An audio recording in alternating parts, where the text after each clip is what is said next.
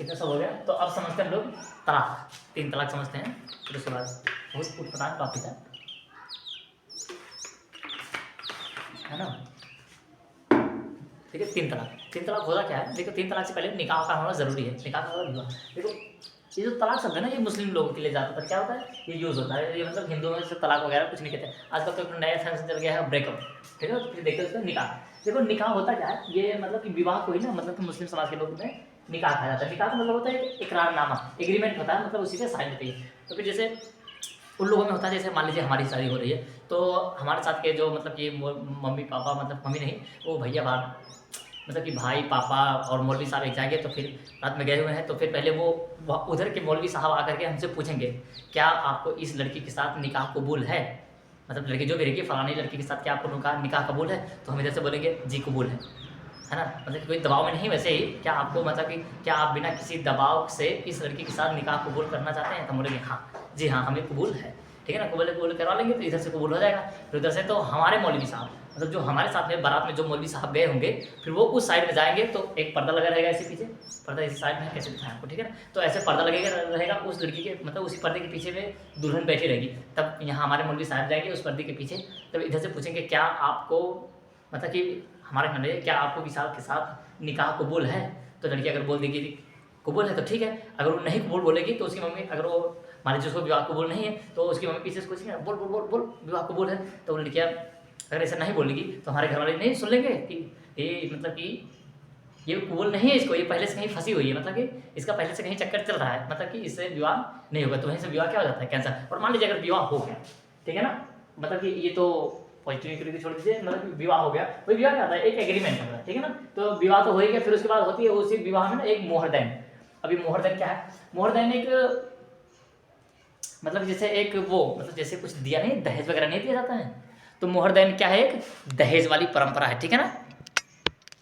हाँ, तो मोहरदैन एक क्या है, दहेज वाली परंपरा। जैसे मोहरदैन में कुछ लिखा जाता है ना, कि लिखा जाता है कि मतलब कि लड़की के पक्ष वाले ने लड़के को इतना दिया है, हालांकि दिया तो नहीं होता। तो इसमें ये होना चाहिए होता है उसमें कि लगभग ढेर सारा पैसा लिखवा दिया जाता है कि हाँ कि मोहरदैन में एक गिफ्ट होता है।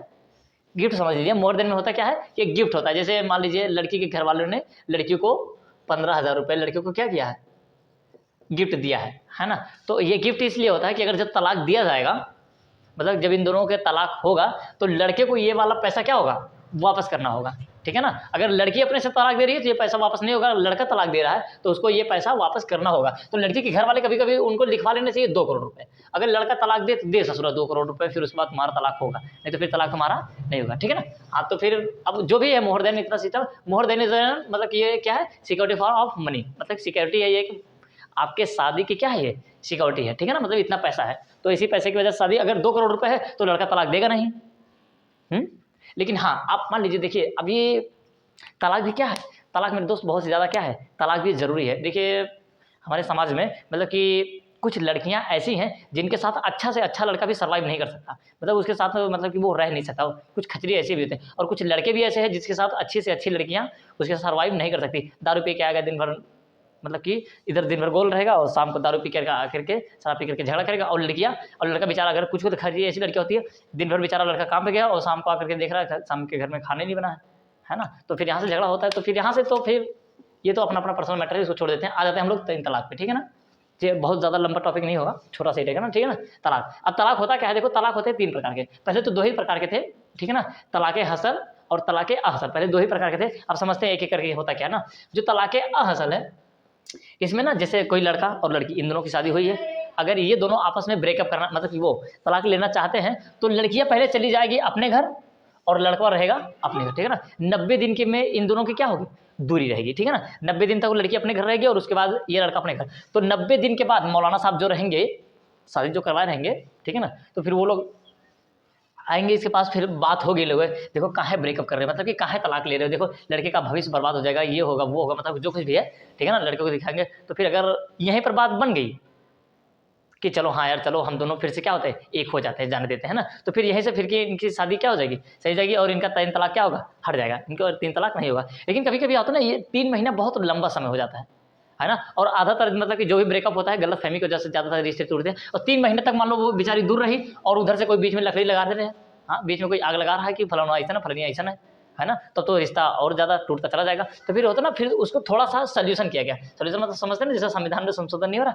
तो थोड़ा सा मतलब कि संशोधन करके तलाक़ हसल आ गया, और उसमें 3-3 महीने का गैप दिया गया कि 3 महीना एक बार लड़की अपने घर रहेगी, फिर उसके बाद लड़के लड़की मिलेंगे। फिर वो दोनों देखो यार ऐसा हो गया था, मतलब कि लड़ाई झगड़ा तो सब में होता रहता है, देखो ये छोटा लड़कों, मतलब कि इनका क्या होगा। जैसे हमारी शादी हो गई और हमने ब्रेकअप दे दिया, और जो फिर बात होगी ना यहीं पे कि देखो यार छोटे लड़के जो हैं इनको क्या बताएंगे। तभी जब लड़के थोड़ा बड़े होंगे तो पूछेंगे नहीं कि मम्मी कहाँ गई, तो मम्मी को क्या कहें, तो हम इनसे क्या बताएंगे, मम्मी को तलाक दे दिए हैं, हम तलाक देके भगा दिए थे, नहीं ना। तो फिर लड़की अगर फिर भी नहीं समझी, या फिर लड़का फिर भी नहीं समझा, तो फिर लड़की क्या होगा, फिर 3 महीने और बैग, 3 महीने का और क्या होगा, फिर से लड़की अपने घर चली जाएगी और लड़का फिर से अपने घर।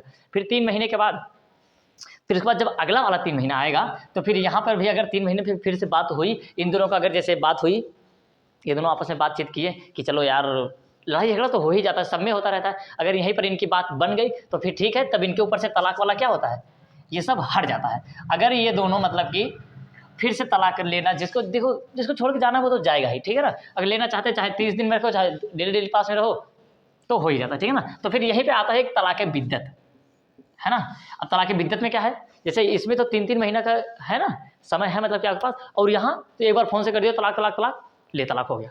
मुझे इसमें मतलब कि इसका बहुत ज़्यादा क्या होने लगा, मिसयूज होने लगा। कोई लड़का दुबई में है और उसकी बीवी घर पे, इधर से उसकी माँ फ़ोन कर दी, अरे तो मेरे तो दूसरे से बतिया होती, ले तो उधर से अच्छा ही बात है, ले फ़ोन किया तुरंत, इधर से तुरंत फ़ोन कर दिया, हेलो हाँ लो तलाक हो गया। बात समझ रहे हो ना। तो फिर तलाक 3 बार बोल दिया तो तलाक हो गया।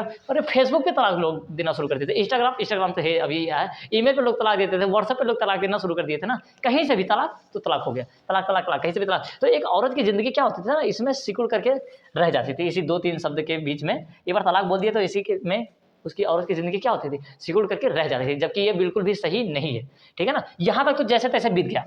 तो फिर उसके बाद 3 तलाक, ये क्या है, ये बहुत ही ज़्यादा इसका मिसयूज़ हो रहा था नहीं।